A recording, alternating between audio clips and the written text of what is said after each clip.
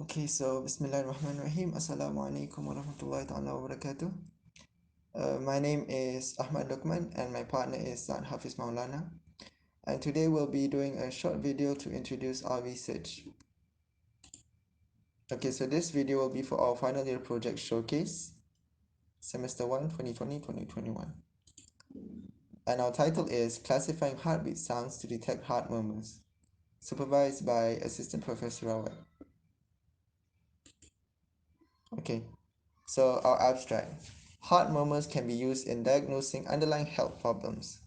Doctors manually perform heart auscultations to hear these sounds, which is often inaccurate as these murmurs are subtle and can be muffled by background noises. Plus, it's a skill that is hard to train and retain. Physical appointments are required, which is time consuming and provide unreliable results. Despite this, accurate results give valuable insights about a patient's heart functionality. Okay, and by utilizing machine learning, we can greatly improve the chances of detecting a heart murmur. Okay, so here we have an image of a heart, and it shows turbulence that creates murmurs when normal blood flow is disrupted. Murmurs here is basically heartbeat sounds, but uh, a normal heart and a heart with a disease give out different sounds, and these we call them murmurs. Okay, and these are the four places which commonly have problems. Okay, so one at the opening between chambers, okay, in the heart, opening between great vessels, insufficient valves or leaky valves, and abnormal narrowing. Any of these problems will cause a murmur to be created. The problem then is that uh, doctors use heart auscultation, where they use a stethoscope to try to hear out these murmurs, and that is really hard to train and really hard to get right. Okay, so as you can see, heart auscultations are extremely hard to get right with the correct results, and it can be shown in systole or diastole cardiac pathologies. Hence, by identifying murmurs, we can classify them since they play a significant role in diagnosis on certain type of heart disease. So our project is to help the doctors and help the patients by enabling us to detect murmurs easily using machine learning and also remotely, so we don't need to go see the doctor, and instead the patient can get their heart checked at home, and the results will be shown to the doctor for further consultation. For this particular research, our objective is to segment the systolic and diastolic phases of a heartbeat. This is important because the heartbeat consists of these two phases, and it's much easier to perform any sort of machine learning on these once they are divided into these phases. Second is to implement supervised machine learning, specifically male-frequency septal coefficient, which is what we decided to choose because it's suitable for detecting these heartbeat sounds, which is recorded in terms of a signal. Three, to identify the heartbeat sounds as it is mixed with background sounds. So like when we're recording the sounds, often there'll be background sounds which will be hard, which is hard for a human to differ, and it's even harder for a machine. So we have to be able to detect only the heartbeat sounds. And four, to classify the abnormal heartbeat sounds with murmurs present from the normal ones. Okay, and now we'll do our literature review. So for our literature review, we reviewed around 10 papers plus, but here we'll just show three. So first off, detecting murmurs at a young age, especially for babies, will lead to early diagnosis of coronary heart disease, which can cause death without treatment in the right time. So basically, early diagnosis, early treatment. Second, for heart sound segmentation, the wavelet was chosen according to the frequency of sounds. So this is basically the technique used for sound segmentation. A K-means classifier was trained using these 250 features to classify the segment.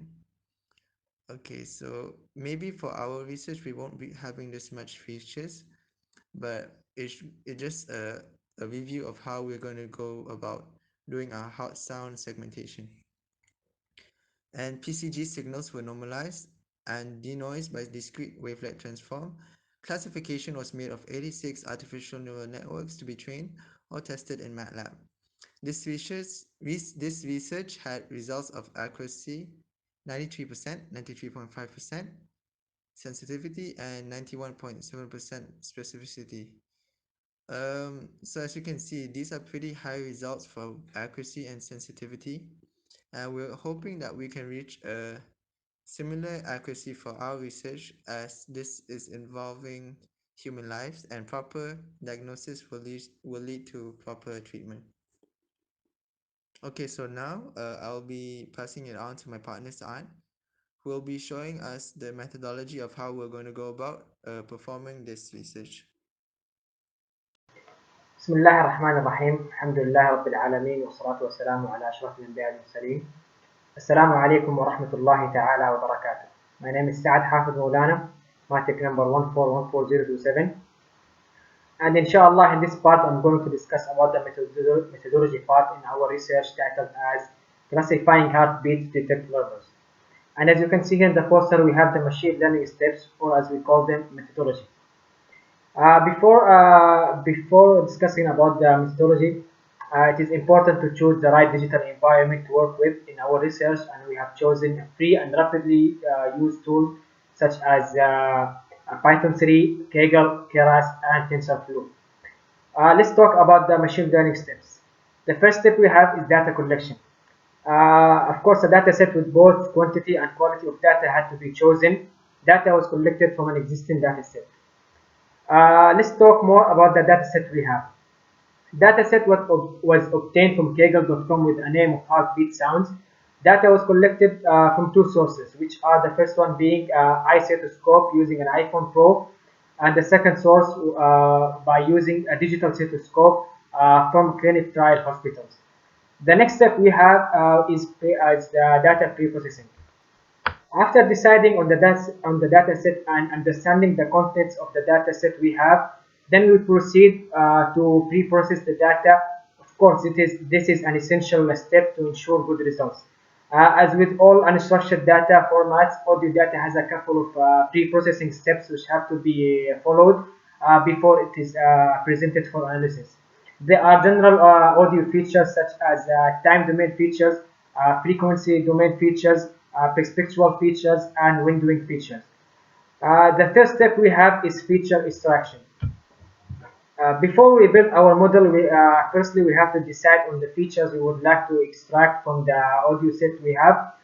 We have chosen male frequency capsule coefficient since it's by far the most successful feature used in the field of speech processing.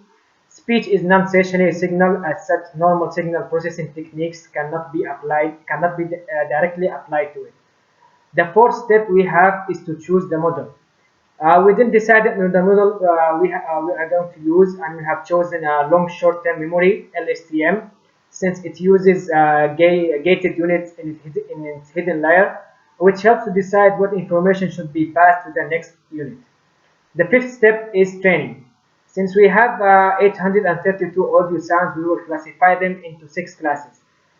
Next step is to get audio data without padding the highest quality audio, so we can extract normalized male frequency capsule coefficient features from the data using Kaiser-Fast technique for faster extraction. Encoding of categories is limited to 3 types: artificate, murmurs, and normal. The sixth step is to evaluate the model. We evaluate the model by splitting the dataset into a training set, test set, and the validation set.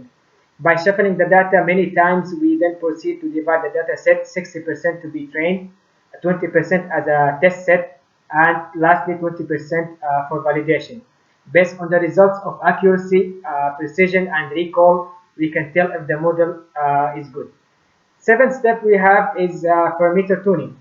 After evaluating our model, we then try to further improve our model by tuning the parameters.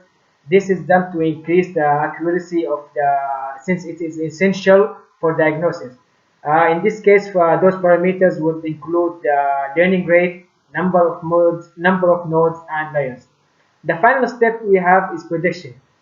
This is the last step in machine learning process, which is to show the result and percentages that we have achieved in this research. The higher the percentage of accuracy and precision means the model has succeeded. And this is all for me and my partner Ahmed Luqman. Thank you. Wassalamu alaikum wa rahmatullahi ta'ala wa barakatuh.